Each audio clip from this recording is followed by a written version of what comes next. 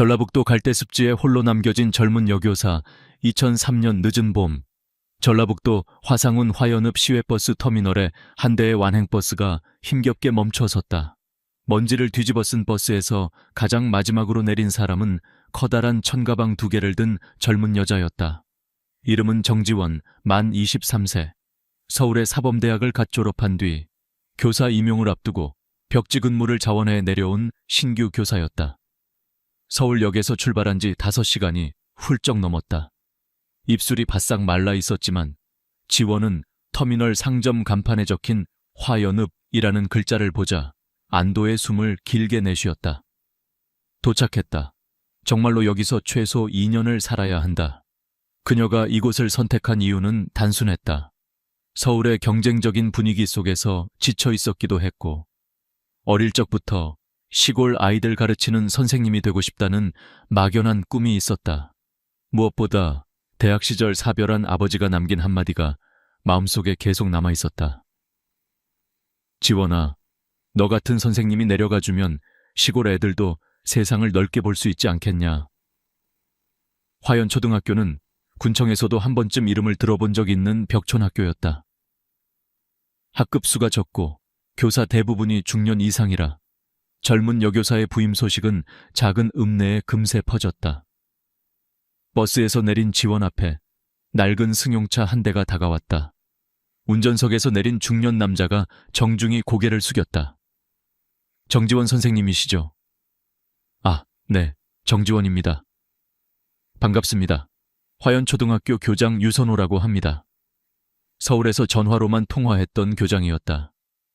유선호는 지원의 짐 한쪽을 억지로 들어올리며 허리를 살짝 돌렸다.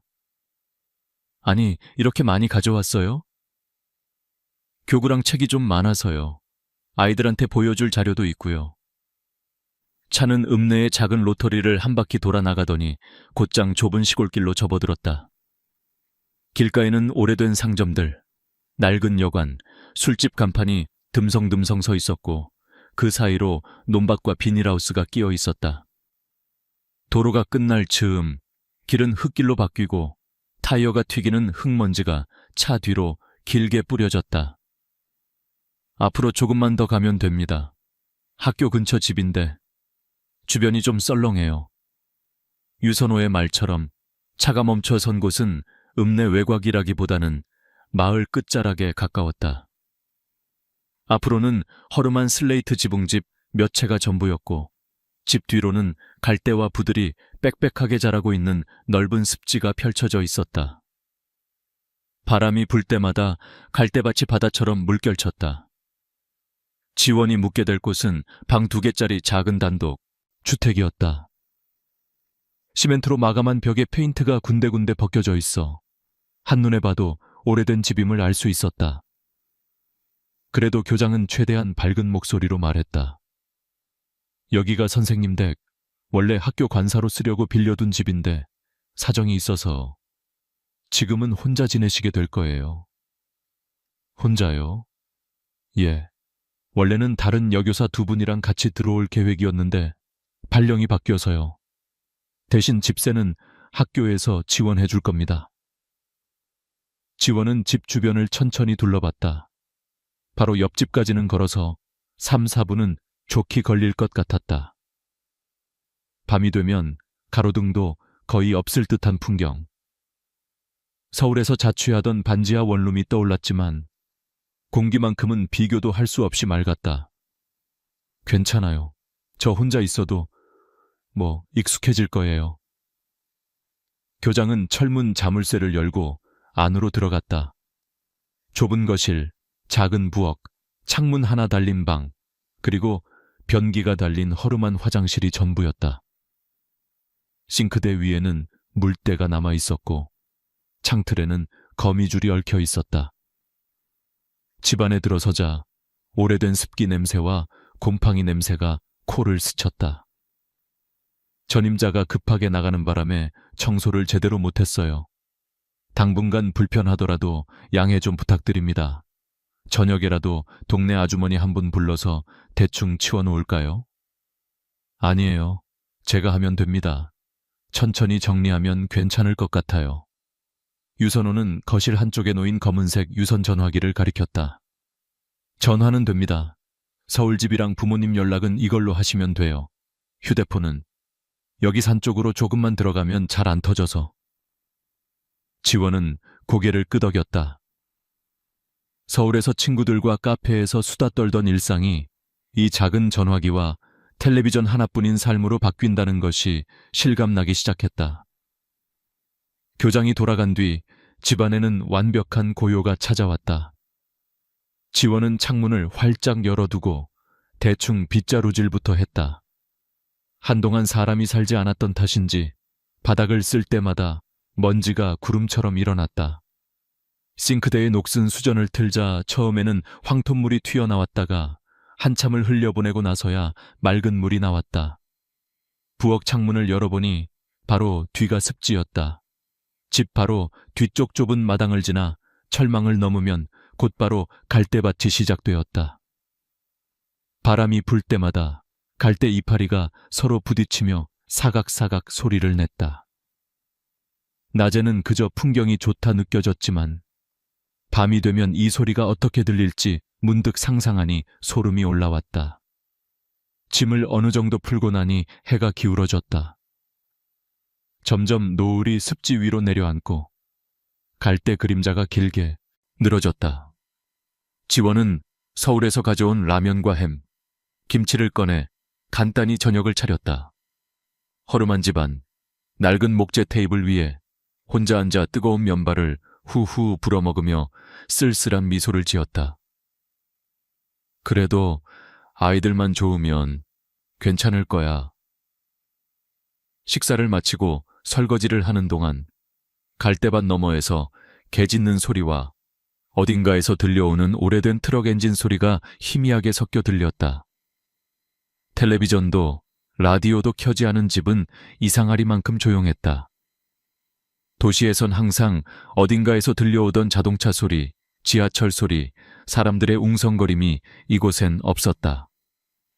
지원은 침대 대신 놓인 낡은 요와 이불을 펴놓고 손가락으로 매트리스의 스프링 위치를 확인했다.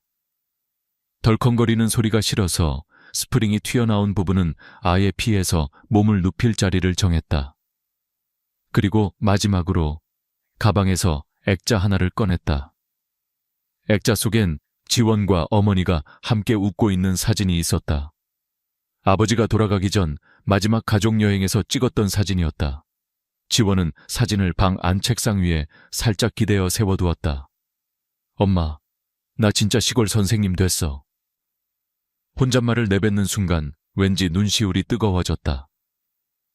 하지만 눈물이 떨어지기 전에 그녀는 억지로 웃으며 방 안을 한 번 더 둘러봤다. 그래, 이 집이 앞으로 최소 2년 동안 자신의 삶의 무대가 될 공간이다. 그날 밤 화연읍에는 달빛이 희미하게 걸려 있었다. 지원은 이불 속에 누워 천장을 바라보며 뒤척였다. 낮에는 그저 오래된 집이라고만 생각했는데 밤이 되자 크고 작은 소리들이 하나둘씩 귀에 들어오기 시작했다. 벽 사이를 쥐가 지나가는 듯한 사각거리는 소리, 바람이 처마 끝을 때리는 소리, 멀리서 지나가는 차의 희미한 엔진음, 그리고 무엇보다도 집 뒤 갈대밭에서 끊임없이 들려오는 소리. 사사삭, 사사삭. 마치 누군가가 갈대를 양쪽으로 밀어가며 천천히 안쪽으로 걸어 들어가는 것 같은 소리였다. 지원은 처음에는 바람 때문이라고 스스로 설득했다. 창문을 한 번 더 잠그고 방문을 닫고 거실 쪽으로 나와 현관문 상단의 문고리를 다시 확인했다.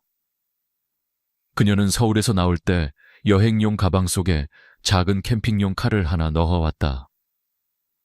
밤길에 혹시라도 겁이 날까봐 아버지 대신 삼촌이 갖고 다녀라며 쥐어준 물건이었다. 지원은 단도 앞부분에 녹방지가 된 작은 칼을 부엌 서랍에 넣어두었다가 잠이 오지 않자 그 칼을 다시 꺼내 침대 옆 머리맡에 놓았다. 괜찮아. 원래 시골은 밤에 조용해서 소리가 더 크게 들리는 거야. 스스로를 다독이며 눈을 감았지만 잠은 쉽게 오지 않았다.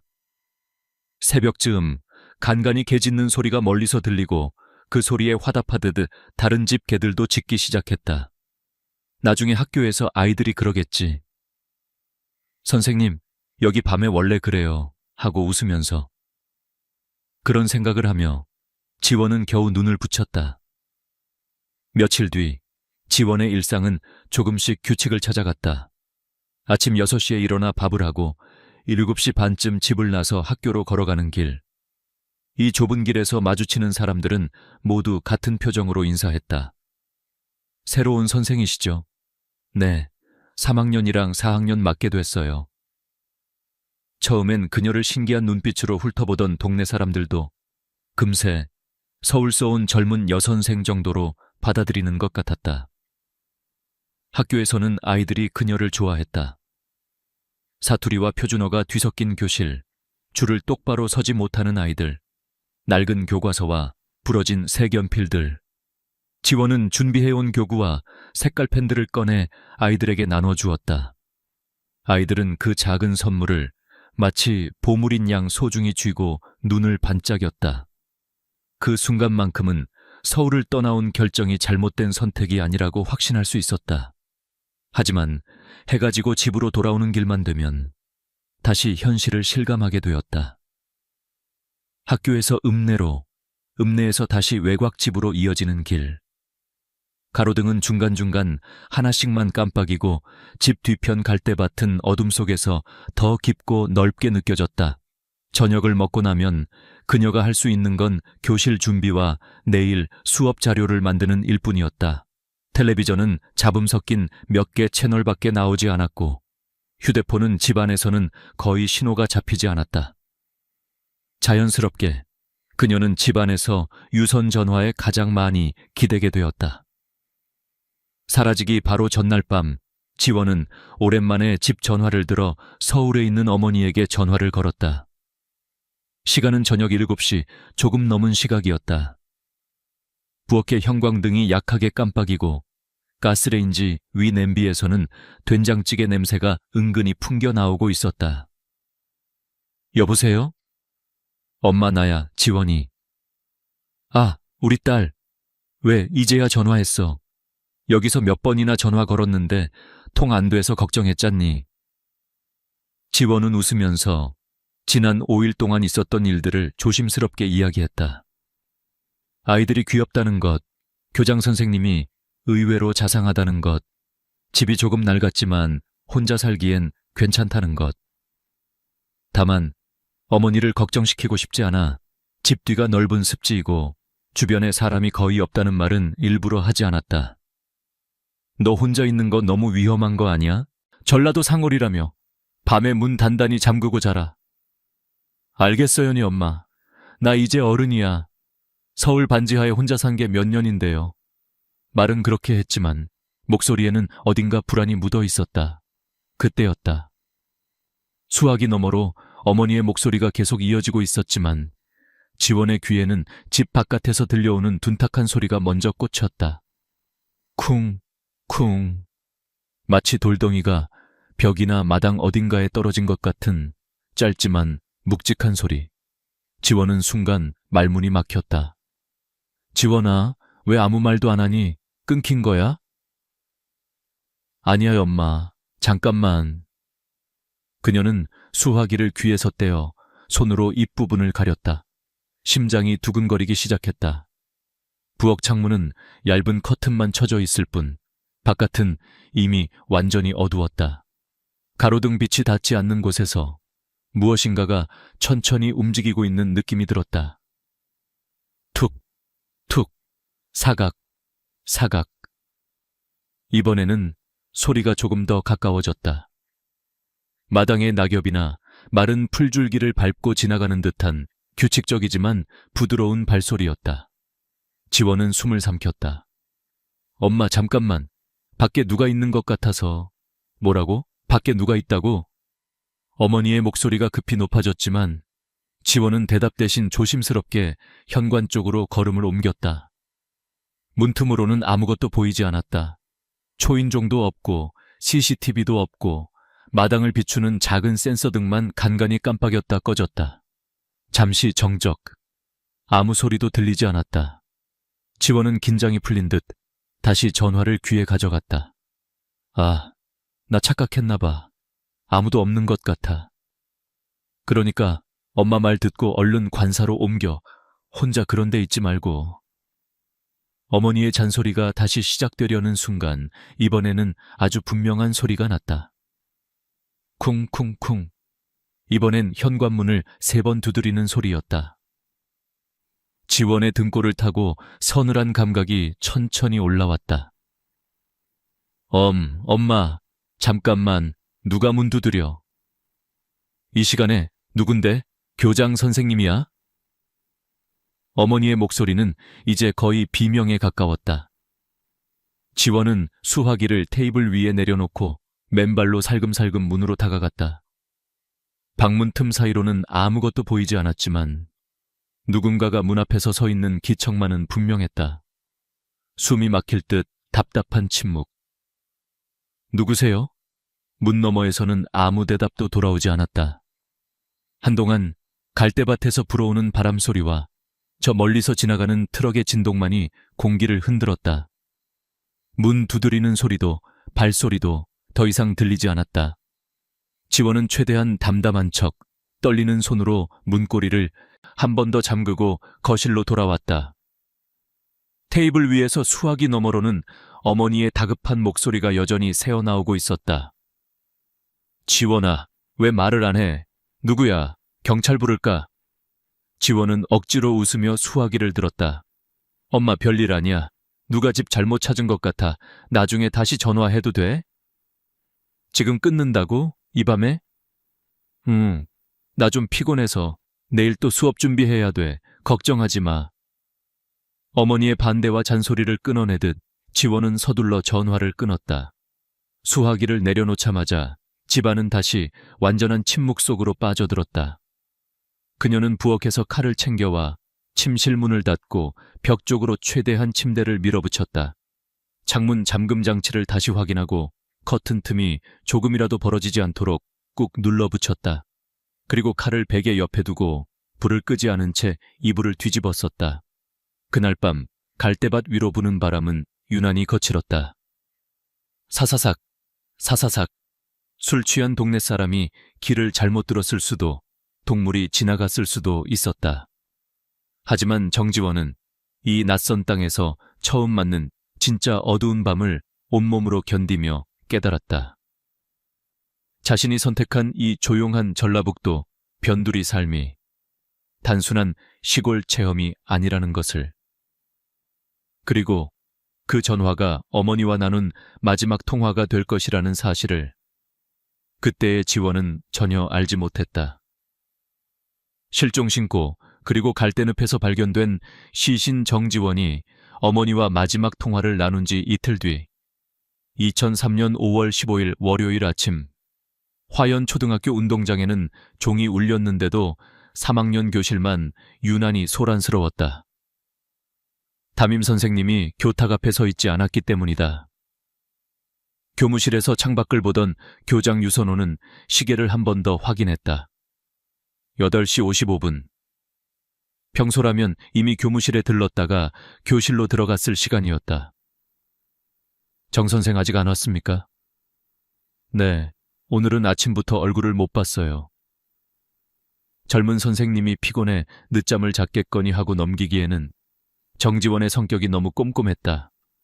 첫 주부터 매일 30분 일찍 출근해 교실을 정리하던 모습을 떠올리자 유선호의 미간이 좁아졌다. 그는 교무실 구석에 놓인 전화기로 교사의 집 번호를 눌렀다. 신호음만 길게 울렸다. 받지 않았다. 한 번 더, 2번 더 걸었지만 결과는 같았다. 혹시 병원에라도 간 건가? 불길한 예감이 서서히 스며들었다. 유선호는 재킷을 집어들며 말했다. 잠깐 나갔다 오겠습니다. 정 선생 집에 이상 있나 한번 보고 오죠. 학교에서 정지원의 집까지는 차로 10분 남짓.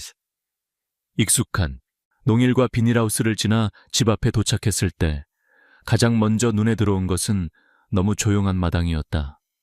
평소라면 빨래가 하나쯤 널려 있거나 아침에 출근 준비를 하느라 불이 켜져 있을 법도 했지만 창문은 모두 굳게 닫혀 있고 베란다에도 인기척이 없었다. 유선호는 철문 앞에서 먼저 이름을 불러보았다. 정 선생, 저 교장 유선호입니다. 안에 있어요? 대답이 없었다. 문고리를 잡아 돌려보니 안쪽에서 잠겨있는 느낌이 손끝에 전해졌다. 문틈 사이로 살짝 들여다보았지만 어두운 현관만 보일 뿐이었다. 집 옆론에서 일하고 있던 노인이 호미를 내려놓고 다가왔다. 교장 선생, 무슨 일이라요? 여기 사는 서울서 온 여선생 있지요. 오늘 학교에 안 나와서요. 혹시 어제나 그제 보신 적 있으십니까? 글쎄요. 토요일 저녁쯤에 집 앞에서 불빛이 한번 어른거리는 걸 봤구먼. 그 뒤론 못 본 것 같은데 요 며칠 조용하더만요.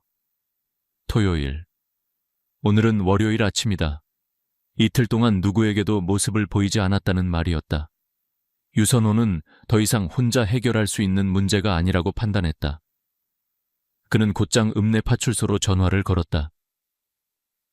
여기 화연초 교장인데요.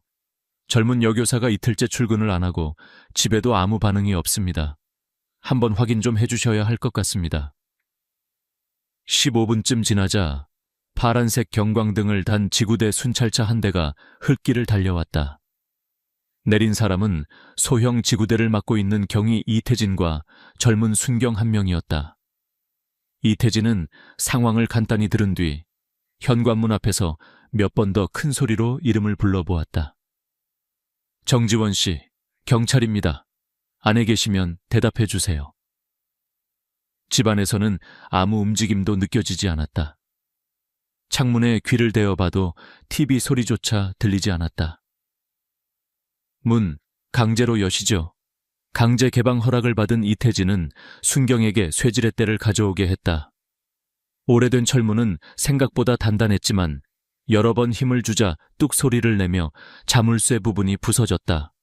철문을 밀치고 들어가자 비로소 집안의 공기가 형사들의 코끝을 스쳤다. 먼지와 오래된 음식이 상하기 시작한 특유의 냄새.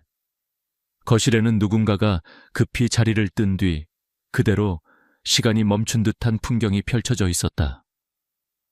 낡은 식탁 위에는 두어 숟가락 먹다만 밥그릇, 반쯤 비워진 된장찌개 냄비, 젓가락이 대충 올려진 채로 놓여 있었다. 밥은 이미 딱딱하게 굳어 있었고 반찬 접시 가장자리에는 푸른 곰팡이가 슬기 시작했다. 젊은 순경이 밥그릇에 손을 대보더니 낮게 말했다. 초에서 이틀은 넘은 것 같습니다. 완전 차갑네요. 방 안으로 들어가 보니 이불은 반듯하게 개어져 있었고 옷장문은 닫혀 있었다. 옷가지가 사라진 흔적도 없었고 캐리어나 가방도 모두 제자리에 있었다. 책상 위에는 정지원의 지갑과 주민등록증, 통장까지 고스란히 놓여 있었다. 자발적인 가출로 보긴 어렵네요. 중요한 건 전부 두고 나갔으니. 부엌 쪽을 살피던 순경이 창문을 가리켰다. 실리콘이 부분적으로 뜯겨 나간 자국, 안쪽에서 걸어야 할 걸쇠가 힘으로 꺾인 흔적, 창틀에 남은 미세한 흠집들이 눈에 들어왔다. 여기 누가 밖에서 억지로 건드린 것 같습니다. 이태진은 즉시 무정의를 들었다. 화연지구대 이태진입니다. 단순 실종이 아닌 강제 침입에 의한 실종 가능성이 높습니다. 군서 형사과 지원 요청합니다. 정지원의 흔적은 집 안 어디에도 없었다. 하지만 누군가가 밤중에 부엌 창문을 통해 들어와 집안에서 그녀를 제압한 뒤 어딘가로 데려갔을 가능성이 짙어졌다. 다음 날 오전 전북 화상훈 경찰서 강력팀 차량이 외곽길을 달려와 집 앞에서 멈춰 섰다. 팀장 유강호, 감식반 요원, 최민재를 포함한 인원이 줄줄이 내렸다. 집은 이미 출입 통제선이 쳐져 있었고 호기심에 모여든 주민 서너 명이 멀찍이서 수군거리고 있었다. 현장은 손댄 데 없습니까? 어제 저희가 문 따고 들어가서 내부 사진만 찍고 나왔습니다. 그 이후론 그대로입니다. 유강호는 얇은 라텍스 장갑을 끼고 집 안으로 들어섰다. 식탁 위에 상한 밥과 식지 않은 채로 엎어져 있는 숟가락, 물기가 마르다, 만 싱크대, 교과서와 필기구가 흩어져 있는 책상. 모든 것이 생활의 흔적을 말하고 있었지만 동시에 그 생활이 특정 시점에서 갑자기 끊어졌다는 사실도 보여주고 있었다. 마지막으로 혼자 밥을 먹다가 어딘가로 끌려간 거겠지. 부엌 창문을 유심히 살피던 최민재가 손전등을 비추며 말했다. 팀장님, 안쪽 걸쇠가 아예 꺾여 있습니다. 이건 안에서 열다 부러진 게 아니라 밖에서 힘으로 비튼 자국이에요. 틈도 넓게 벌어져 있고요. 창틀 주변에 진흙 자국, 창밖 좁은 마당에 남은 희미한 발자국, 그리고 마당 끝에서 갈대 습지로 이어지는 눌린 풀 흔적. 시선이 자연스럽게 집 뒤편으로 이어졌다. 집과 습지 사이에는 허술한 철망 하나만 서 있을 뿐이었다. 철망 하단은 이미 일부가 구부러져 있었고 그 틈으로 사람이 몸을 숙이고 지나갈 수 있을 만했다. 누군가가 몸을 구겨 습지 쪽으로 넘어간 흔적처럼 보였다. 이 집에서 누군가를 끌고 나가려면 앞길보다는 뒤로 빼는 게 훨씬 수월합니다. 바로 뒤가 늪지니까요. 유강호는 갈대밭을 한동안 말없이 바라보았다. 바람이 불 때마다 끝없이 이어진 갈대가 파도처럼 출렁였다. 멀리서 보면 그저 아름다운 자연경관처럼 보이지만 그 속은 발이 빠지는 진흙과 썩은 물, 수십 년 동안 쌓인 퇴적물로 가득 차 있을 것이다. 시신을 숨기려면 저만한 곳도 없겠지. 그는 결정을 내렸다. 수색인원 총동원, 출동 가능한 전 인원과 의용경찰, 소방까지 요청해서 갈대습지 전면 수색 시작합시다. 이튿날 새벽, 안개가 조금씩 거쳐가는 갈대습지 주변에는 노란 폴리스 라인이 길게 둘러쳐졌고 그 안쪽으로 형사들, 기동대, 의용소방대, 읍사무소 직원까지 뒤섞인 약 30여 명이 모여섰다. 최민재는 고무장화를 신고 선두에 서서 지시를 내렸다. 집 뒤편 마당 끝을 기준점으로 해서 모두 한 줄로 늘어서 주세요. 서로 어깨 간격 유지하고 한 발 한 발 내디딜 때마다 주변을 확인하면서 전진합니다. 갈대가 꺾여 있거나 뭔가 이상하면 바로 손들으고요. 바닥은 생각보다 훨씬 깊었다. 겉으로 보기에는 얕은 물웅덩이처럼 보여도 몇 걸음만 들어가면 진흙이 무릎까지 올라왔다. 부패한 식물과 고인 물의 냄새가 발목을 휘감았다. 갈대 줄기들은 사람 키를 훨씬 넘겼고 몸을 조금만 돌려도 금세 시야가 가려졌다. 이러니 누가 여기까지 오는지 들어갔다 나오는지 아무도 못 본 거지. 2시간을 훌쩍 넘기며 수색 대형은 조금씩 확대되었다. 어깨가 축축해지고 장화 안으로 물이 스며들고 사람들의 숨소리가 거칠어질 때쯤 가장 왼쪽 날개에 서 있던 젊은 경찰관 하나가 갑자기 손을 번쩍 들었다. 여기 뭔가 있습니다. 최민재와 유강호가 허리를 숙이고 진흙을 헤치며 그쪽으로 다가갔다. 갈대 줄기를 헤치자 진흙 속에 절반쯤 박힌 흰색 운동화 한 짝이 모습을 드러냈다. 군제 보급형이 아닌 젊은 여성이 신을 만한 깔끔한 디자인의 운동화였다. 운동화 옆바닥에는 진흙이 말려붙은 양말 조각도 함께 보였다. 사이즈 2, 3보 정도. 정지원 씨가 즐겨 신는 운동화랑 비슷합니다. 유강호는 그 자리에서 운동화를 뽑지 말라고 지시했다. 최민재가 촬영을 마치고 핀을 꽂아 위치를 표시했다. 이 지점을 중심으로 다시 방사형으로 넓혀서 찾읍시다. 반경 100m부터 시작합니다. 수색이 계속될수록 공기 속에 묘한 냄새가 섞이기 시작했다. 처음에는 썩은 갈대와 늪지 특유의 냄새라 생각했지만 시간이 갈수록 한층 더 자극적인 목 뒤를 서늘하게 만드는 냄새가 강해졌다. 형사들 사이에서는 더 이상 대화가 나오지 않았다. 누구든 그 냄새가 무엇을 의미하는지 알고 있었기 때문이다. 위치 고정. 냄새 강한 쪽으로 한 걸음씩만 이동. 최민재의 지시에 따라 수색선은 서서히 한 곳으로 모여들었다. 갈대가 유난히 빽빽하고 물이 다른 곳보다 더 고여있는 작은 웅덩이 주변에서였다. 유강호가 갈대 줄기를 손으로 거칠게 밀어내자 안쪽에 사람이 만든 듯한 빈 공간이 드러났다. 거기에 무엇인가가 엎드린 형태로 잠겨 있었다. 잠깐, 아무도 들어오지 마. 그는 심호흡을 한번 하고 웅덩이 가장자리에 무릎을 꿇었다. 갈색으로 탁해진 물 사이로 피부색과 비슷한 색이 어렴풋이 보였다.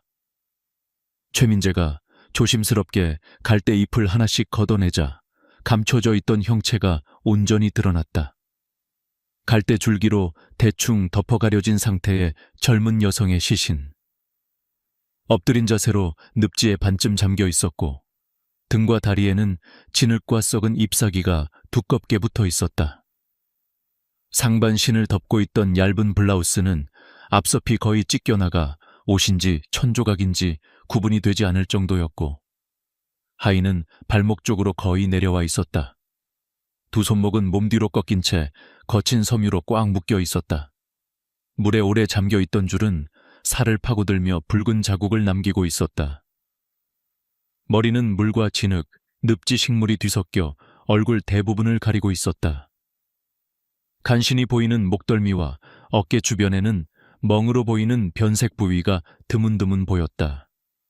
얼굴은 완전히 늪지 바닥에 붙어 있어 첫눈에는 표정조차 확인할 수 없었다. 지독한 냄새가 코를 찔렀다. 누군가는 얼굴을 돌려 헛구역질을 했고 누군가는 조용히 눈을 감고 숨을 고르려 애썼다. 정지원일 가능성이 큽니다. 최민재가 낮게 말했다. 바로 옆 물 위로 떠오른 머리카락 일부가 실종 당시 사진에서 보던 정지원의 머리 길이와 거의 같았기 때문이다. 유강호는 휴대전화를 꺼내 법의관 호출을 지시했다. 군청 계약 법의관이랑 감식반 추가 인원 바로 오라고 해. 이 주변 방영 50미. 지금부터 누구도 허가 없이 출입 금지다. 우리도 최소한의 촬영과 표식만 하고 물러난다. 시신 주변에는 마치 거친 몸싸움이 있었던 것처럼 진흙이 사방으로 튀어 있고 일부 갈대는 뿌리째 뽑혀 있었다. 누군가가 이곳에서 필사적으로 도망치려고 안간힘을 쓴 흔적이거나 또는 범인이 피해자를 강제로 끌고 다니며 몸부림을 억눌렀던 흔적으로 보였다. 최민재는 시신의 자세, 손목에 묶인 상태, 주변 갈대에 꺾인 방향, 물 웅덩이의 깊이 등을 여러 각도에서 촬영했다. 사진 한 장 한 장이 앞으로 법정에서 범인의 범행 수법을 설명하는 증거가 될 것이었다. 유강호는 뒤로 한 걸음 물러나 넓게 펼쳐진 갈대밭과 집이 있는 방향을 번갈아 바라보았다. 집에서 이 지점까지의 거리는 직선으로 약 300m 남짓. 밤에 손전등만 있다면 사람 하나를 끌고 올 수 있는 거리였다. 집에서 약을 써서 제압하고 뒤쪽 철망을 넘어 이쪽으로 끌고 왔다고 보면 딱 맞습니다. 그는 스스로 중얼거리듯 말했다. 정지원의 실종이 단순한 귀가중 실종이 아니라 생활 공간 안에서 강제로 끌려나간 뒤 집 바로 뒤 늪지에서 잔혹하게 살해된 사건이라는 사실이 눈앞에 뚜렷이 드러나고 있었다. 잠시 뒤 법의관과 추가 감식 인원이 도착했고 시신은 주변 진흙과 함께 조심스럽게 들어올려 검은 시신 운반다이에 옮겨졌다. 저 멀리 폴리스 라인 밖에서 구경하던 주민들 사이에서 웅성거림이 커졌다. 정 선생이라나? 그 조용하던 아가씨 말이여. 에구, 세상에. 이미 소문은 마을 전체로 번지고 있었다. 서울에서 내려온 밝고 성실하던 젊은 여선생이 온 마을이 내려다보는 갈대늪 한가운데서 참혹한 모습으로 발견되었다는 사실. 정지원의 실종은 그 순간부터 전라북도 전체를 흔들 살인사건으로 성격이 완전히 바뀌었다. 수사팀이 갈대밭을 빠져나오는 발걸음은 무거웠고 누구도 쉽게 입을 열지 못했다. 이제 그들에게 남은 일은 단 하나였다. 이 늪지에서 정지원의 숨을 마지막으로 끊어놓고도 아무 일 없었다는 듯 일상을 살아가는 어떤 남자를 찾아내는 것.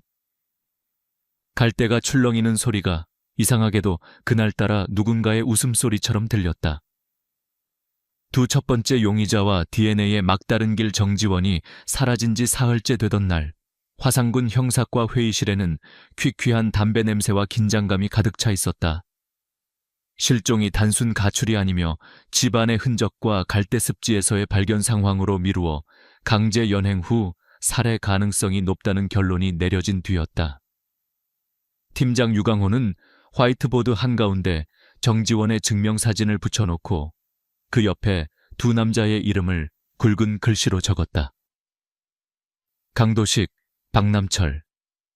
당장은 이 둘이 가장 유력하다.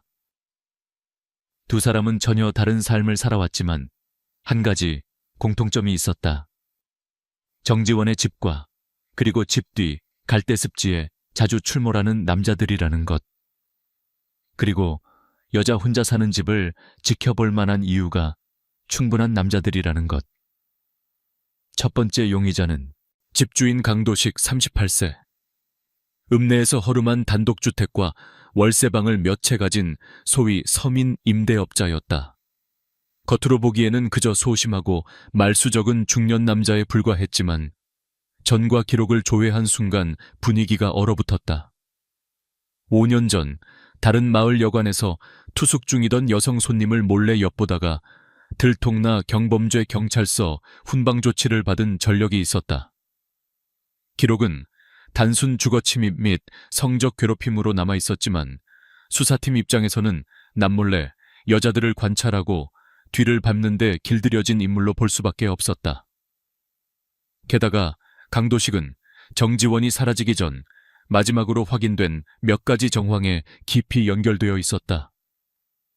그는 집에 예비 열쇠를 쥐고 있었고 이웃 노인이 그 남자가 밤에 집 주변을 몇 번 서성거리는 걸 봤다고 진술했다. 월세도 제대로 안 받았으면서 뭘 그 집을 그렇게 기웃거렸는지 모르겠어요. 토요일 밤에도 습지 쪽에서 손전등 빛이 아른거리는 걸 봤다니까요. 이 진술은 토요일 밤 7시 무렵 지원이 어머니와 통화하다가 밖에 누가 있는 것 같다고 말한 시간대와 기묘하게 겹쳐졌다. 두 번째 용의자는 갈대습지 인근에 사는 노숙자 박남철 40대 초반, 정확한 나이도 주민등록상 주소도 불분명한 남자였다. 사람들은 그를 남철이 형이라고 부르면서도 동시에 본능적으로 피했다. 그의 삶은 습지와 함께 굴러가고 있었다. 낡은 천막과 비닐로 얼기설기 지은 움막에서 자고 새벽이면 갈대 사이 물길을 헤치고 들어가 장어와 미꾸라지를 잡았다. 잡은 걸 읍내 술집이나 식당에 헐값에 넘기고 받은 돈 대부분을 값싼 소주와 막걸리에 쏟아붓는 생활. 그를 향한 주민들의 평가는 한결같았다. 사람을 직접 건드리진 않는데 눈빛이 좀 이상해요. 여탕 근처를 얼쩡거린다는 소문도 있고 밤에 여자 혼자 다니면 다들 무섭다고 그래요. 게다가 정지원 시신의 손목을 묶고 있던 굵은 삼배, 줄과 거의 동일한 재질의 줄이 박남철 움막 안에서 발견됐다. 갈대숲에 지늘기 묻어있는 그 밧줄은 수사팀에게 이 남자가 현장을 드나들었다는 강력한 인상을 주기에 충분했다. 두 사람 모두 피해자와 직접적 접점이 있었고 범행 가능 시간대에 움직인 정황이 있었다. 그래서 유강호 팀장은 회의실 중앙에 두 사람의 사진을 나란히 붙인 뒤 간단히 선언했다. 우리는 지금부터 이 둘을 범인이라 가정하고 수사한다. 틀렸다는 증거가 나오기 전까지는. 먼저 강도식을 불러 조사실로 들여보냈다. 하얀 형광등 아래 그의 얼굴은 잔뜩 굳어 있었다. 처음엔 도대체 무슨 일이냐며 떨리는 목소리로 당황을 감추지 못했다. 정 선생이 죽었다고요? 설마. 한동안 충격에 빠진 것처럼 보였지만 곧 질문이 날아들기 시작했다. 토요일 밤 8시부터 자정까지 어디에 있었습니까? 집에서 TV 봤습니다. 아내랑 같이요. 무슨 프로그램을 봤습니까? 기억이 잘 드라마였던 것 같은데. 최민재는 그의 답변을 꼼꼼히 받아 적었다. 겉보기에는 무난한 알리바이였다. 그러나 문제는 이야기가 계속 바뀐다는 점이었다. 처음에는 9시쯤 잤다고 했다가 나중에는 11시까지 드라마를 봤다고 말하고 다시 잠깐 밖에 나갔다 왔다고 진술을 슬쩍 바꾸었다. 왜 갑자기 밖에 나갔죠? 담배가 떨어져서요. 편의점까지 왕복에 몇 분 걸립니까? 30분 정도요. 그러나 경찰이 확인해보니 그날 밤 편의점 CCTV에는 강도식의 모습이 찍혀 있지 않았다. 결정적으로 강도식의 아내는 남편이 9시 반쯤 집을 나갔다가 1시간 넘게 들어오지 않았고 옷에 진흙이 묻어 있었다고 진술했다. 넘어져서 다쳤다고 하더라고요. 밤에 술 마시고 잠깐 나갔나 싶어서 그냥 넘겼어요. 수사팀은 갈대 습지에서 넘어져 옷에 진흙이 묻은 것이라고 해석했다. 이쯤 되자 누구라도 그를 범인으로 확신할 수 있을 듯했다. 예비 열쇠, 전과, 거짓말, 진흙, 애매한 알리바이. 모든 것이 한 방향을 가리키고 있었다. 한편 박남철에 대한 수사는 또 다른 불편한 감정을 자극했다. 조사실로 끌려온 그는 떨리는 손으로 소매를 만지작거리며 질문이 나올 때마다 머뭇거렸다. 토요일 밤에 어디 있었습니까? 여기 움막에서 술 마셨어요. 혼자요. 갈대밭 쪽으로 나가지 않았습니까? 기억이 잘 안 나요. 많이 마셔서. 그의 대답은 강도식보다 더 믿기 어려웠다. 기억이 안 난다는 말은 어떤 의미로든 말을 아끼고 있다는 뜻이었다. 그러나 마침 수사팀이 그를 찾아갈 때 움막 구석에서 갈대습지 진흙에 젖은 굵은 밧줄이 나왔다. 최민재가 고무장갑을 낀 손으로 밧줄을 집어들고 사진 속 시신의 손목을 가리켰다. 이 줄 봐요. 재질이 똑같죠? 둘 다 농사용 삼배줄입니다. 이건 우연이 아니에요. 압수수색이 끝난 뒤 조사실로 돌아온 남철은 밧줄 사진을 보는 순간 눈을 질끈 감았다. 나 그거 그냥 주워온 거예요. 갈대밭 가장자리에서 누가 버린 줄 알고. 언제 주웠습니까? 일요일 아침이었나 전날 비 왔던 다음 날이었어요. 그의 말은 오히려 더 의심을 불러일으켰다. 범인이 시신을 버린 직후 남철이 현장을 지나가며 밧줄을 주워왔다는 가정이 가능했기 때문이다. 조사실 밖에서 유강호는 고개를 저었다. 자기도 알 거다. 그 줄이 어디에 쓰였는지. 그러니까 말을 못하는 거지. 수사팀은 이 두 사람을 교차신문하며 동시에 과학수사에 올인했다. 사건 현장에서 채취한 가장 중요한 증거는 3가지였다. 피해자의 몸에서 검출된 전객 피해자 손톱 밑에서 채취한 피부 조직, 각질, 피해자의 어깨에 남아있는 사람의 치아 자국, 그리고 부가적으로 블라우스 단추에 걸려 있었던 갈색 인조 모발로 추정되는 섬유 한 가닥. 유강호는 결심했다. 층층이 확인하자. 제일 먼저 이 둘이 그 흔적의 주인인지부터 본다. 강도식과 박남철 두 사람 모두로부터 혈액, 침, 머리카락을 채취했다. 그리고 치아 구조를 비교하기 위해 간단한 치과용 인상제를 이용해 상하악 치아 모형을 떴다.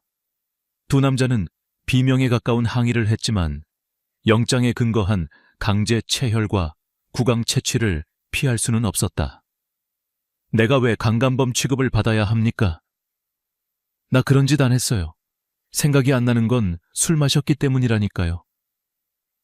조사실 안에서는 격한 감정이 오갔고 밖에서는 형사들이 차트를 붙들고 치아 모양을 비교했다. 법의학과 협력치과의는 사진을 들여다보며 조용히 말했다. 범인의 치아 특징은 좀 특이합니다. 위앞니 옆 치아가 살짝 깨져 있고 왼쪽 송곳니가 안쪽으로 돌아가 있죠. 이 두 사람의 모형에는 그런 특징이 없어요. 하지만 그때까지만 해도 유강호와 최민재는 치과 소견 정도는 얼마든지 논쟁의 여지가 있다고 생각했다. 진짜 판가름은 DNA가 할 것이라 믿었다.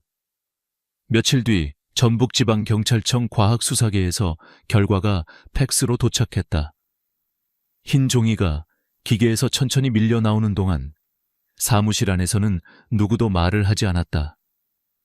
종이를 떼어든 최민재는 한 줄 한 줄 천천히 읽어 내려가다가 얼굴색이 바뀌었다. 팀장님, 이거 일단 소리내서 읽어. 보고서는 냉정했다.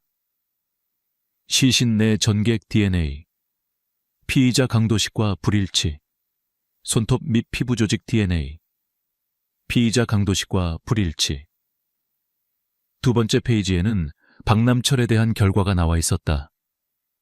시신 내 전객 DNA, 피의자 박남철과 불일치, 손톱 및 피부 조직 DNA, 피의자 박남철과 불일치.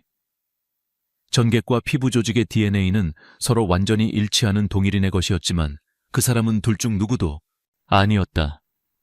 종이를 넘겨본 유강호는 한동안 아무 말도 못했다. 머릿속에서 온갖 가설이 무너져 내렸다. 둘 다 아니라는 거야? 이 뚜렷한 정황에도? 최민재가 조심스레 입을 열었다. 가능성을 나눠보면 둘 중 하나죠. 첫째, 이 두 사람은 범행 현장 근처에 있었지만 직접 살해와 성폭행에 가담하진 않았다. 둘째, 범인은 완전히 다른 제3의 인물이고 이 두 사람은 각자 죄책감이나 두려움 때문에 거짓말을 하고 있는 거고요. 유강호는 고개를 감싸 쥐었다. 범인 같다고 믿었던 모든 직감, 수년간 쌓아온 경험에서 나온 확신이 분자 단위 증거 앞에서 무너져 내리는 순간이었다. 그러나 수사팀은 쉽게 이 둘을 손에서 놓을 수 없었다. 강도식은 왜 토요일 밤 행적을 계속 바꾸는가? 왜 옷에 진흙이 묻은 채로 집에 돌아왔는가? 왜 이웃 노인은 그가 집 주변을 서성거렸다고 꼭 기억하는가? 박남철은 왜 범행 직후로 추정되는 시간에 갈대습지에서 밧줄을 주워와 움막에 숨겨두었는가? 정말로 술에 취해 아무것도 기억하지 못하는 것인가? 아니면 누군가의 비명과 몸부림을 보고도 모른 척 도망친 것인가? DNA 결과는 직접적인 살인 성폭행 범인이 아니라고 말하고 있을 뿐 그들이 완전히 깨끗하다는 뜻은 아니었다. 그래서 유강호는 결론을 이렇게 내렸다. 둘 다 살인과 강간의 주범은 아니다. 하지만 최소한 무언가를 보고 숨기고 있을 가능성은 있다. 당장은 섣불리 기소하지 말고 참고인 겸 주변인으로 계속 묶어둔다. 법률적으로는 그들을 풀어줄 수밖에 없었지만 형사들의 머릿속에서 두 남자의 이름은 쉽게 지워지지 않았다. 언제든 사건의 어느 퍼즐 조각에서든 다시 튀어나올 수 있는 불완전한 조각들이었기 때문이다. DNA의 부정 F딩은 수사팀에게 두 가지 사실을 남겼다. 첫째, 진짜 범인은 따로 있다는 것. 둘째, 범인과 피해자가 직접 격렬하게 뒤엉킨 흔적이 남아있다는 것. 시신의 어깨에 남겨진 치아 자국, 그리고 블라우스 단추에 걸린 기묘한 갈색 섬유는 여전히 해석되지 않은 채 남아있었다. 치아 자국은 특이한 치열 구조를 가진 남자가 존재한다는 것을 알려주었고, 섬유는 인조 모발 혹은 고급 가발일 가능성을 시사하고 있었다. 두 첫 번째 용의자를 배제하는데 성공한 과학수사는 아이러니하게도 수사팀을 완전한 막다른 길에 세워놓았다. 기존의 모든 의심이 틀렸다는 것을 증명한 만큼 이제부터는 완전히 다른 지점에서 사건을 다시 보아야 했다. 유강호는 회의실, 화이트보드에서 강도식과 박남철의 사진을 떼어내지 않았다. 다만 빨간 펜으로 둘을 가리키던 큰 화살표를 지우고 그 위에 조그맣게 이렇게 적어두었다. 주범 X, 그러나 끝까지 주시. 그리고 그 옆, 아직 아무것도 적혀 있지 않은 빈 공간 위에 굵은 글씨로 새로운 문장을 써 내려갔다. 제3의 남자, 치아, 약, 야오, 인조모발. 두 첫 번째 용의자가 DNA로 부정된 바로 그 순간 수사는 비로소 진짜 괴물을 향한 제로 지점에 다시 선 셈이었다. 진정제, 가발섬유, 그리고 드러난 보건지소 의사 두 첫 번째 용의자가 DNA로 완전히 배제된 뒤 화산군 강력팀 사무실 분위기는 이상한 정적에 휩싸여 있었다. 화이트보드 한쪽에는 여전히 정지원의 사진과 사건 타임라인이 붙어 있었지만 유력 용의자 칸은 텅 비어 있었다. 대신 붉은 매직으로 세 단어만이 굵게 적혀 있었다. 약, 치아, 인조모발. 유강호는 그 세 단어를 한참 바라보다가 결국 의자를 박차고 일어났다. 다시 시작하죠. 시신에서 나온 것부터 차근차근. 그의 첫 번째 목적지는 군청계약법위관 진태식이 있는 법의실이었다. 진태식은 이미 정지원의 1차 부검 보고서를 제출한 상태였다. 사인은 경부 압박과 익사, 사망 추정 시각은 토요일 밤. 유관 소견과 기본 독성 검사에서 특이 소견은 없다고 기록되어 있었다.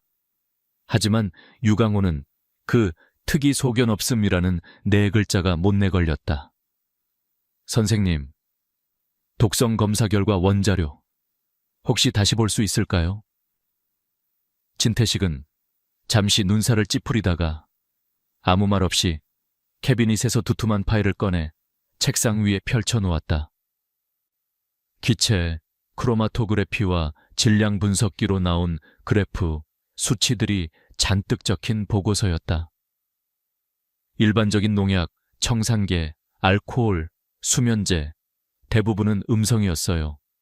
그래서 별거 없다고 정리했는데 최민재가 옆에서 그래프를 유심히 들여다보다가 아주 작은 피크 하나에 손가락을 댔다. 선생님, 이건 뭡니까? 여긴 벤조디아제핀 계열 아니에요?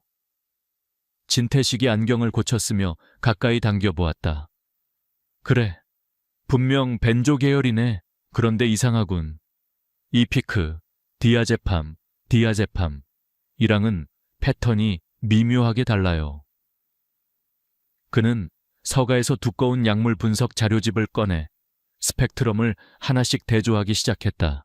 책장을 넘기는 손끝이 멈춘 건 10분쯤 후였다. 여기다. 로라제팜, 이다. 최민재의 얼굴이 굳었다. 로라제팜이면 디아제팜보다 훨씬 강한 진정제 아닙니까? 그렇지. 보통 불안장애나 심한 불면 또는 정신과 영역에서 쓰는 약이야. 게다가 진태식은 보고서 한 구석을 펜으로 콕 찍었다. 혈중 농도 0.39mg/L, 치료 농도 상한에 딱 붙었어. 약에 익숙하지 않은 사람이 이 정도 농도로 맞으면 사실상 의식과 반응이 거의 마비됐다고 보면 된다. 유강호가 낮게 중얼거렸다. 집안에서 몸싸움 흔적이 없던 이유가 이거였네요. 정지원은 집안에서 이미 강한 진정제를 맞고 반쯤 쓰러진 상태에서 뒤로 묶여 갈대습지까지 끌려갔을 가능성이 높았다. 스스로 도망칠 힘도 소리칠 힘도 없는 상태로 최민재가 곧바로 노트에 적었다. 1. 로라제팜 투약이 선행. 이후 결박, 운반, 성폭행, 익사, 남은 문제는 하나였다. 누가, 어디서 이 약을 구했느냐. 로라제팜은 시골 약방에서 막 팔 수 있는 감기약이 아니었다. 병원과 보건지소, 정신과 의원처럼 처방권과 관리 책임이 있는 의료기관에서만 취급하는 물건이었다. 유강호는 곧바로 화산군 내 모든 의료기관에 벤조디아제핀 사용 내역을 요청했다. 군 보건소, 군립병원, 읍내 개인 내과와 정신과, 그리고 사건이 일어난 화염면의 작은 보건지소까지. 이틀 뒤 엑셀표 몇 장이 팩스로 도착했다. 약품명, 입고 수량, 처방 건수, 재고량 등이 꼼꼼하게 정리된 자료였다. 최민재가 눈을 움직여가며 표를 따라 내려갔다. 군립병원, 정신과 외래에서 로라제팜 처방은 꾸준히 있네요. 다만 대상이 다 연령대가 높거나 기록상 화연면 주민은 없고요. 문제는 화염면 보건지소 부분이었다. 여기 보건지소에서도 로라제팜이 적은 수량으로 입고돼 있네요. 주로 노인 불면증, 불안증 환자 대상으로 처방한 걸로 되어 있고 수량상 큰 문제는 없어 보입니다. 들어온 만큼 나간 걸로 장부상은 맞아요. 장부상은 이라는 말이 굳이 덧붙었다. 문서 속 숫자는 깨끗했다. 하지만 숫자만으로 진짜를 증명할 수는 없었다. 유강호의 머릿속에 며칠 전 만났던 보건지소장의 차분한 얼굴이 떠올랐다. 흰 가운, 금태 안경, 반듯한 말투. 그리고 무엇보다 정지원이 생전에 여러 번 찾아갔던 의사라는 사실. 보건지소 의사 이름이 허인석이었지? 네. 알레르기랑 불면 때문에 2번 진료받다고 전자차트에 찍혀 있었습니다. 이름을 다시 입에 올리는 순간 세 단어가 다시금 선명해졌다. 약, 치아, 인조모발. 보건지소 의사는 약에 직접 손을 대는 사람이고 피해자의 건강 상태와 생활 패턴을 누구보다 잘 알고 있었다. 그가 그날 그저 불면에 시달리는 젊은 선생님에게 약간의 수면제를 처방했을 뿐이라고 말했던 장면이 떠올랐다. 약의 정체가 어느 정도 드러난 와중에 며칠 뒤 국과수에서 또 다른 결과가 도착했다. 정지원의 블라우스 단추에 걸려있던 갈색 섬유 한 올에 대한 분석 결과였다. 사람 머리카락으로 추정되는 물질, 분석 의뢰라고 보냈지만 돌아온 답은 전혀 달랐다. 해당 섬유는 인조섬유, 폴리아미드, 나일론 6뒷구 계열로 확인됨. 일반 의류용보다는 의료용 가발 및 고급 인형용 모발에서 주로 사용되는 고강도 섬유와 동일한 패턴을 보임. 간단히 말해 그것은 사람 머리카락이 아니라 고급 가발에 쓰이는 인조 머리카락이었다. 최민재는 인쇄물을 책상 위에 내려놓으며 말했다. 사람 머리가 아니라 가발 머리입니다. 그것도 흔한 코스프레용이 아니라 한 올 한 올 심는 비싼 제품에 쓰는 섬유에 가깝대요. 유강호의 눈이 가늘어졌다. 시골 보건지소에 의료용 가발이. 그는 문득 허인석의 사무실을 스쳐 지나가듯 둘러보던 기억을 떠올렸다. 초진 기록을 확인하러 갔을 때 진료실 한쪽에 머리 부분만 있는 하얀 마네킹과 짙은 갈색 가발이 놓여 있었던 장면이 어렴풋이 떠올랐다. 그때 허인석은 항암 치료받는 환자들 상담할 때 보여주는 샘플이라고 아무렇지 않게 설명했었다. 그제야 2가지 퍼즐이 맞물리기 시작했다. 강한 진정제 로라제팜, 의료용 가발 섬유, 그리고 피해자와 직접 접촉했던 모범 시민, 보건지소 의사. 유강호와 최민재는 다시 화연 보건지소로 향했다. 이번엔 단순 참고인 진술이 아니라 약품 관리와 독성 결과를 정면으로 들이대기 위한 방문이었다. 보건지소 안은 여전히 깨끗하고 조용했다. 허인석은 지난번과 다르지 않은 모습으로 2 사람을 맞이했다. 흰 가운은 잘 다려져 있었고 넥타이 매무새까지 흐트러짐이 없었다. 형사님들, 또 무슨 일로 사건이 많이 진전되었습니까? 유강호는 인사를 대충 건너뛰고 곧장 서류를 꺼냈다. 선생님, 정지원 씨 부검 독성검사에서 로라제팜이 상당 농도로 검출됐습니다. 들어보셨겠죠? 허인석의 표정은 순간 딱 굳더니 곧 금세 의사다운 담담한 얼굴로 돌아왔다. 로라제팜이요. 그 약, 물론 잘 압니다. 그런데 제가 정 선생에게 처방한 건 디아제팜이었습니다. 약도 약국에서 조제한 정제 형태였고요. 주사제는 쓴 적이 없습니다. 최민재가 파고들었다. 그럼 정지원 씨가 로라제팜을 얻을 수 있는 경로는 어디일까요? 선생님 말씀대로라면 군립병원과 정신과 그리고 여기 보건지소 정도인데요. 허인석은 잠시 생각하는 척하더니 고개를 저었다. 저희 지소에서 로라제팜을 쓰긴 합니다만 주로 60대 이상 노인분들 또는 오랫동안 치료받아온 환자들 위주입니다. 젊은 교사에게 그런 약을 쓰는 건 의학적으로도 윤리적으로도 맞지 않죠. 기록을 보시면 아시겠지만 정지원 씨 진료 기록에는 로라제팜 처방이 없습니다. 실제로 장부와 전자차트는 그 말처럼 깔끔했다. 유강호는 진료 기록을 훑어보면서도 눈은 진료실 구석을 스치고 있었다. 스테인리스 진료 도구들이 줄 맞춰 놓인 트레이, 먼지 하나 없는 책장, 그리고 창가에 놓인 흰색 마네킹 머리. 그 위에 얹힌 것은 짙은 갈색의 긴 가발이었다. 빛을 받으면 자연스러운 갈색이 아니라 어딘가 플라스틱 특유의 광택이 감돌았다. 최민재도 그것을 눈치챘는지 최대한 아무렇지 않게 물었다. 저 가발은 항암 환자분들용 샘플이라고 하셨죠? 네, 도시병원에서 치료받고 내려오시는 분들이 가끔 상담하러 오십니다. 머리카락이 빠져서 힘들어하시는 분들께 보여주려고 업체에서 제공받은 거예요. 보기보다 환자분들에겐 큰 도움이 됩니다. 설명은 일관되고 합리적이기까지 했다. 하지만 이미 가발 섬유라는 단어를 보고 온 형사들의 귀에는 그 말 하나하나가 의미심장하게 들릴 수밖에 없었다. 약품 장부도 저희가 다시 확인했습니다. 로라제팜 입출고 기록에 이상은 없더군요. 허인석은 약간 억울하다는 듯 미소를 지었다. 시골 동네라지만 약품 관리만큼은 제대로 하려고 노력합니다. 혹시 의심이 되시면 군 보건소 회계 담당에게도 확인해 보셔도 좋습니다. 모범적인 답변, 흠잡을 데 없는 장부, 청결한 진료실. 모든 게 지나치게 반듯했다. 보건지소에서 나오는 길, 두 형사는 말없이 차에 올라탔다. 운전대를 잡은 최민재가 먼저 입을 열었다. 장부상으론 흠잡을 데가 없습니다. 로라제팜이 빠져나갔다고 증명할 방법도 지금으로선 없고요.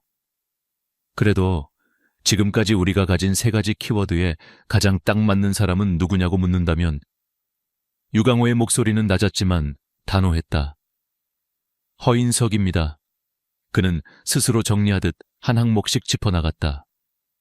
1. 피해자의 불면과 불안을 가장 잘 알고 있는 사람. 2. 벤조디아제핀 계열 약물을 자유롭게 다루는 위치에 있는 사람. 3. 의료용 가발 섬유와 직접 연결될 수 있는 사람. 4. 그리고 치아. 마지막 단어에서 최민재가 고개를 돌렸다. 치아요? 법치의사가 뭐라고 했지? 위 앞니, 옆치아. 한쪽이 깨져 있고 왼쪽 송곳니가 안쪽으로 돌아가 있는 남자라고 하지 않았나. 허인석이 설명을 하며 웃을 때마다 유강호는 습관적으로 그 입 주변을 관찰하고 있었다. 사진으로만 보던 치열의 특징이 실제 사람의 얼굴에서 떠오르기 시작한 순간이었다. 아까 웃을 때 정확히 그 모양이었습니다. 오른쪽 옆앞니 한쪽이 살짝 나간 것처럼 움푹 패여 있고 왼쪽 송곳니가 안쪽으로 기울어 있더군요. 차 안에 잠시 침묵이 떨어졌다. 최민재는 깊게 숨을 들이켰다. 그럼 우리가 찾던 제3의 남자가 사실 처음부터 눈앞에 있었던 셈이네요. 피해자 진료해준 그 의사. 유강호는 고개를 끄덕였다. 하지만 아직은 직감일 뿐이야. 치아 모양이 비슷하다고 약에 접근할 수 있다고 해서 바로 체포영장이 나오진 않는다. 로라제팜이 실제로 그의 손을 거쳐 나갔다는 증거, 그리고 결정적으로 DNA가 필요해. 두 사람의 머릿속에는 동시에 같은 장면이 떠올랐다.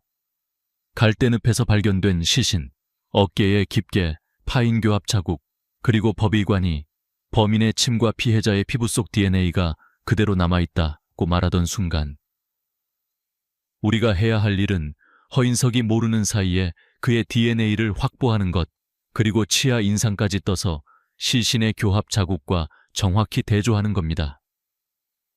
그 순간 보건지소의 모범 의사는 형사들의 머릿속에서 완전히 다른 이름으로 바뀌었다.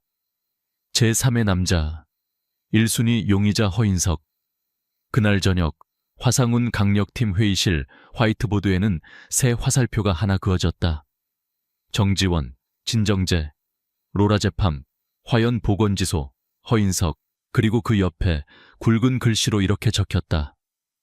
다음 단계, 비밀 DNA 채취, N 치과 감정. 진정제와 가발 섬유가 가리키던 흐릿한 그림자가 마침내 보건지소 의사라는 구체적인 얼굴을 갖기 시작한 순간이었다. 가발 지하실과 의사의 최후 국과수에서 온 2장의 감정서가 사건의 방향을 완전히 뒤집었다. 첫 번째는 몰래 채취한 면봉에서 뽑은 허인석의 DNA가 정지원 시신에서 나온 전객, 손톱 및 피부 조직과 100% 일치한다는 결과였고, 두 번째는 블라우스 단추에서 나온 인조 섬유가 의료용 고급 가발에 사용되는 나일론 606 계열이라는 분석 결과였다. 더 이상 우연이라고 말할 수 있는 여지는 없었다. 검사의 긴급 체포 영장과 구속영장 청구가 순식간에 진행됐고, 화산군 강력팀은 곧장 화연 보건지소와 의사 자택에 대한 압수수색 영장까지 받아냈다. 체포작전은 의외로 조용하게 끝났다. 점심 무렵 허인석은 보건지소 진료실에서 노인 환자의 혈압을 재고 있었다. 문이 열리며 유강호와 형사들이 들어왔을 때 그는 잠깐 눈썹을 꿈틀였을 뿐 예상보다 침착했다. 허인석 씨 정지원 양 강간 살해 혐의로 체포합니다. 수갑이 채워지는 순간에도 그는 특유의 온화한 목소리로 물었다. 증거가 꽤 확실한 모양이군요. 유강호는 대답하지 않았다. 대신 다른 형사들이 집 쪽으로 향했다는 사실만을 떠올렸다. 사건의 진짜 얼굴은 그곳에 숨겨져 있을 가능성이 높았다. 허인석의 집은 보건지소에서 걸어서 5분 남짓 떨어진 작은 단독주택이었다. 겉으로 보기에는 평범했다. 정갈하게 깎인 잔디, 가지가 단정하게 잘려있는 나무, 깨끗하게 닦인 현관문. 내부도 마찬가지였다. 거실, 주방, 서재, 침실까지 너무 깨끗해서 오히려 낯설 정도로 정돈된 공간이었다. 서랍을 열어도 서가를 뒤져봐도 당장 범죄를 떠올리게 하는 물건은 눈에 띄지 않았다. 그러다 한 형사가 침실 구석의 침대 밑을 두드리다가 이질적인 울림을 느꼈다. 팀장님, 여기가 마룻바닥 소리가 아닌데요. 침대를 옆으로 밀어내자 그 아래에 깔려있던 작은 카펫이 드러났다. 카펫을 젖히자 바닥과 거의 동일한 색으로 칠해진 철제 손잡이가 모습을 드러냈다. 손잡이를 잡고 힘을 주워 들어 올리자 바닥이 갈라지듯 사각형의 문이 열렸다.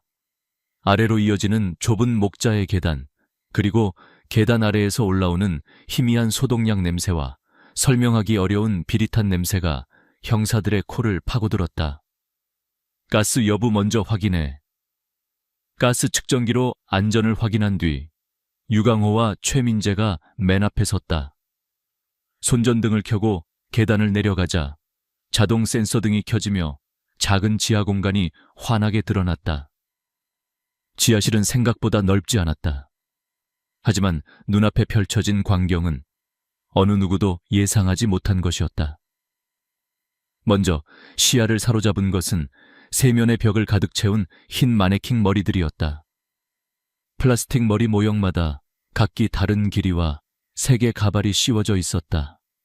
긴 생머리, 단발, 곱슬머리, 흑갈색, 밝은 갈색, 흑발. 미용실의 가발 진열대처럼 가지런히 놓여 있었지만 분위기는 전혀 달랐다. 이곳은 상점이 아니라 누군가의 집착을 정리해둔 창고에 가까웠다.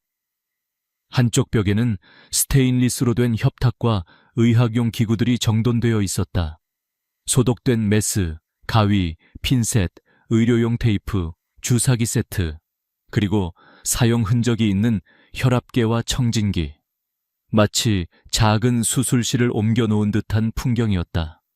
지하실 한가운데에는 사람 한 명이 누울 수 있는 높이 조절이 가능한 검진용 침대가 놓여 있었다.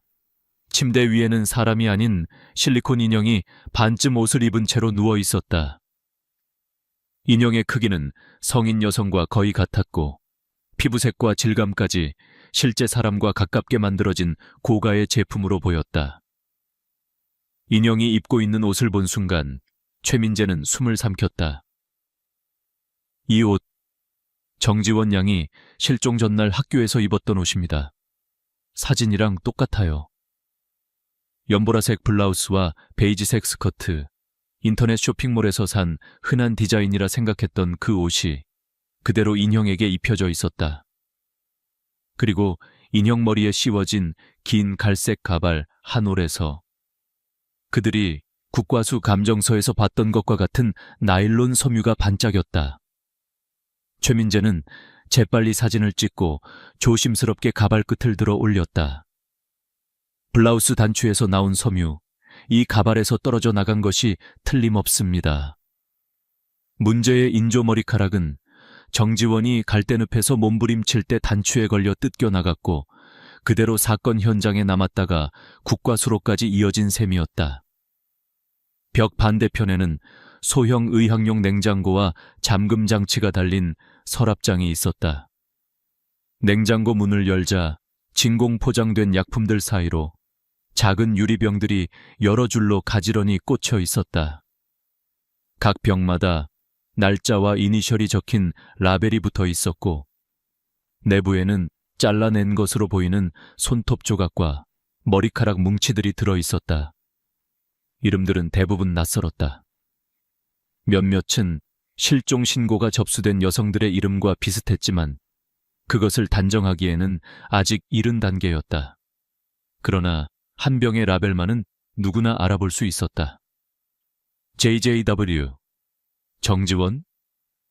라벨에 적힌 영문 이니셜과 날짜는 정지원이 실종되기 며칠 전 것을 가리키고 있었다.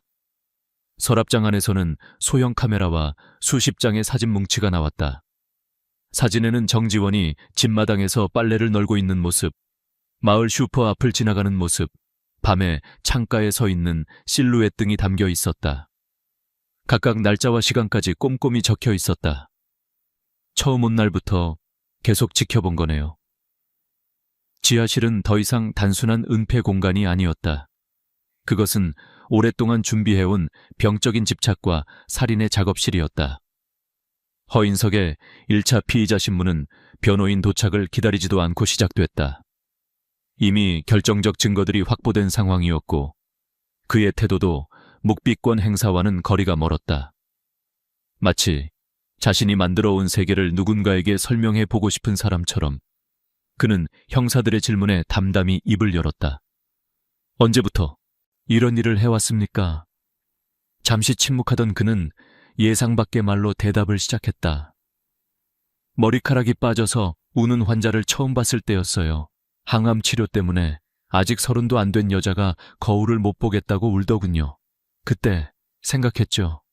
머리카락만 있으면 다시 예쁘게 만들 수 있겠구나. 그는 마치 의학 강의하듯이 차분히 말했다. 머리카락, 손톱, 피부, 미세한 표정들. 허인석에게 사람은, 특히 여자는 완성도를 평가할 수 있는 대상에 가까웠다. 그는 환자들을 진료하면서 동시에 그들을 모델처럼 관찰했다. 누가 더 균형 잡힌 얼굴을 가졌는지, 누가 더 단정한 손톱을 유지하는지, 누가 더 말없이 의사 말을 잘 따르는지. 정지원 씨는 제가 봐온 사람들 중 가장 완벽했어요. 시골에 어울리지 않을 정도로 하얗고 깨끗했고 예의 바르고 잘 웃고 무엇보다 저를 믿어주었죠. 그는 믿었다는 말을 할 때조차 죄책감 없는 톤으로 말하곤 했다. 진정제 이야기가 나왔을 때도 마찬가지였다. 처음에는 정말 도와주려고 했습니다.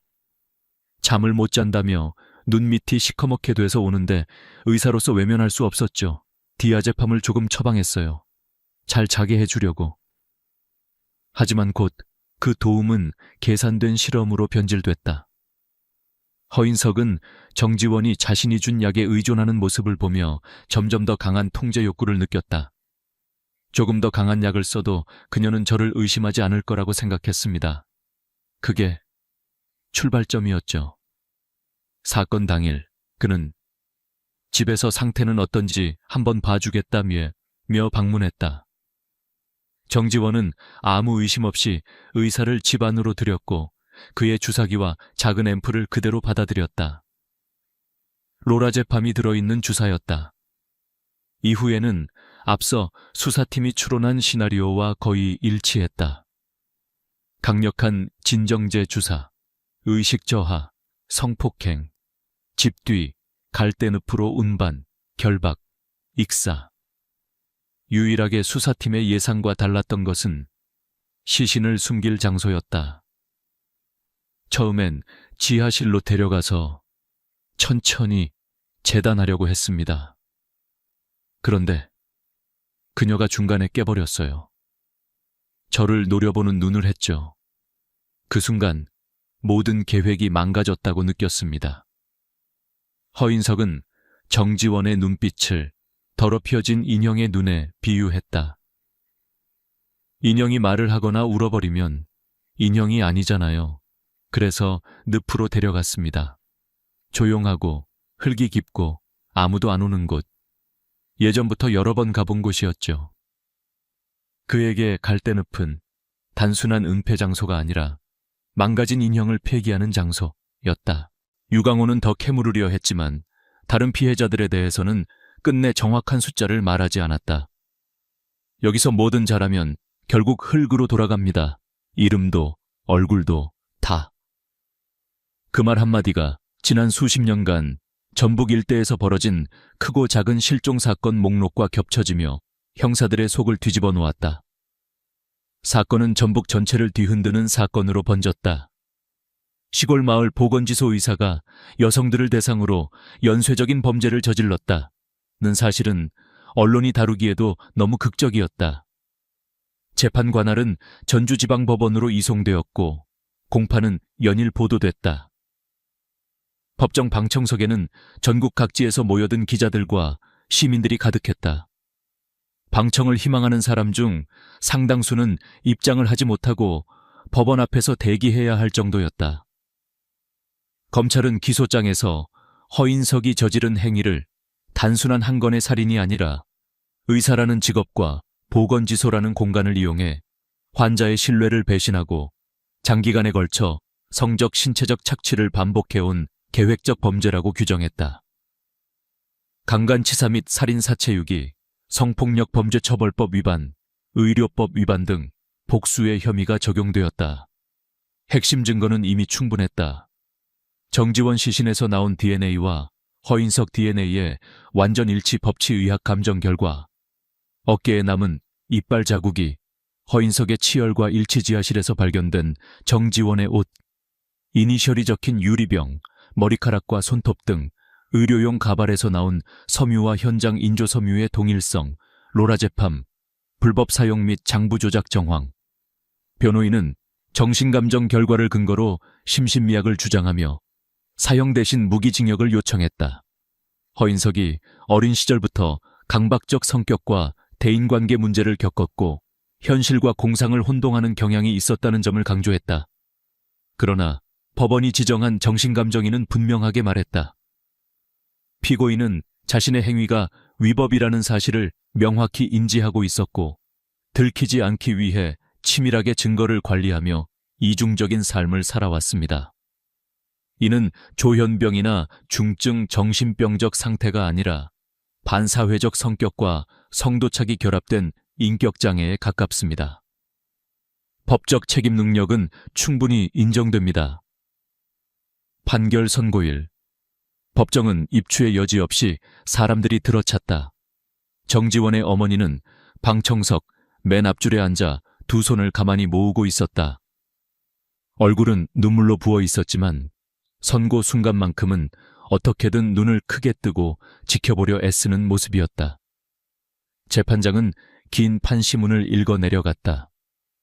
허인석이 의사라는 신분을 이용해 피해자의 심리적 약점을 파악하고 약물과 의료 지식을 동원해 범행을 계획 실행했다는 점, 피해자의 마지막 고통과 공포를 생각하면 그 어떤 말로도 설명할 수 없는 참혹한 범죄라는 점, 지하실에서 발견된 여러 물증이 단발성 범죄가 아닌 장기간의 성적 가학 행위와 집착을 보여준다는 점을 하나하나 언급했다. 그리고 마지막으로 재판장은 조용히 선고문을 읽었다. 피고인 허인석을 사형에 처한다. 순간 법정 안에서 억눌린 탄식과 울음이 동시에 터져 나왔다. 정지원의 어머니는 자리에서 그 자리로 주저앉아 울부짖었고 방청석에 있던 마을 사람들은 누군가는 눈을 돌리고 누군가는 이를 악물었다. 허인석은 끝까지 큰 동요를 보이지 않았다. 선고를 들은 뒤에도 그는 잠시 재판장을 똑바로 쳐다보더니 마치 납득이 간다는 듯 아주 옅게 웃었다. 역시 완벽한 건 없군요. 그 한마디가 그가 끝까지 자신의 범죄를 실패한 작품 정도로만 바라보고 있다는 사실을 보여주었다. 사형 판결은 대법원까지 유지되었고 몇 해 뒤 집행 여부와 상관없이 허인석의 이름은 화연 보건지소 가발 지하실 사건 이라는 제목으로 범죄학 교재와 다큐멘터리에서 반복해서 언급되기 시작했다. 화연면 사람들은 오랫동안 보건지소 앞을 지날 때마다 발걸음을 재촉했다. 한때는 어르신들에게 혈압약을 처방해주고 아이들에게 예방주사를 놓아주던 의사가 집 지하에 머리카락과 손톱, 인형과 가발로 가득한 방을 숨겨둔 채 사람들을 대했다는 사실은 마을에 지울 수 없는 상흔을 남겼다. 정지원이 살던 집 뒤 갈대 습지는 여러 차례 추가 수색이 이루어졌지만 다른 시신은 찾지 못했다. 그러나 주민들 사이에서는 밤늦게 갈대 사이에서 들리는 바람 소리를 두고 여전히 이렇게 속삭이곤 했다. 거기 아직도 누가 있는 것 같아서. 법적으로는 한 사람의 사형 선고로 사건은 종결되었지만 화연의 사람들에게 이 사건은 웃는 의사와 머리카락이 가득한 지하실놈이라는 섬뜩한 이미지로 영원히 남게 되었다. 그리고 그 기억은 시골 마을에서조차 권위와 하얀 가운 뒤에 숨은 얼굴을 끝까지 의심해야 한다는 냉혹한 교훈으로 이어졌다.